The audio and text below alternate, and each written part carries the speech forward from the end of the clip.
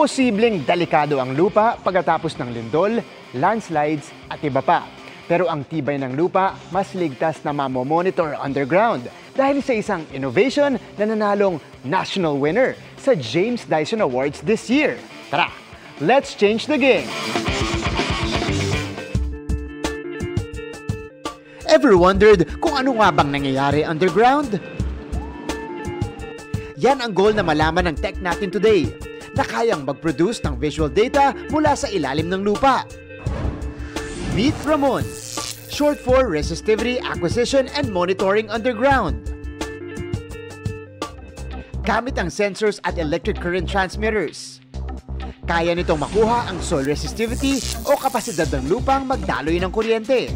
Ang brains behind the innovation, si Joseph Aristotel de Leon ng Department of Manufacturing Engineering and Management ng De La Salle University. Pero maraming bagay sa ilalim pa na hindi natin nakikita ng mata natin. Hindi dapat natin siya pabayaan. Ang example nito is groundwater pollution. Yung mga iniinom or gagamitin nating tubig from our wells, baka contaminated na. Magagamit din ang data sa construction. Pag-monitor ng tibay ng lupa paglipas ng lindol at landslides. Mga kapuso, para makakolekta tayo ng data doon sa lupa at ma-measure natin yung tinatawag na soil resistivity, itong Ramon gumagamit siya ng two main components. Unahin muna natin itong sensor. Ito yung nilalagay sa lupa o yung pinapatong natin sa asfalto. Habang ang transmitters, i-install naman sa mga poste ng kuryente para mag-inject ng electric current. Depende kung anong nasa ilalim, may corresponding voltage response siya na ma-re-record.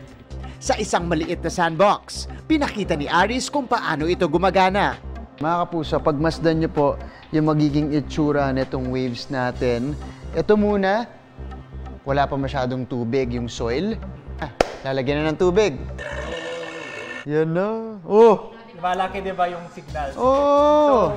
Ang data mula sa mga sensors, dadaan sa data processing na gagawing time-lapse video, making underground monitoring more efficient. Great work indeed! Kaya naman ang innovation ni Aris, ang this year's national winner sa International Design Competition na James Dyson Award. So, isang big, sabi natin, confidence booster natin to continue. Now, we're trying to develop the field site prototype.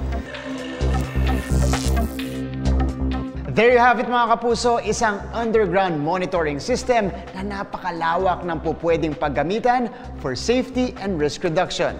Para sa GMA Integrated News, ako si Martin Javier, changing the game!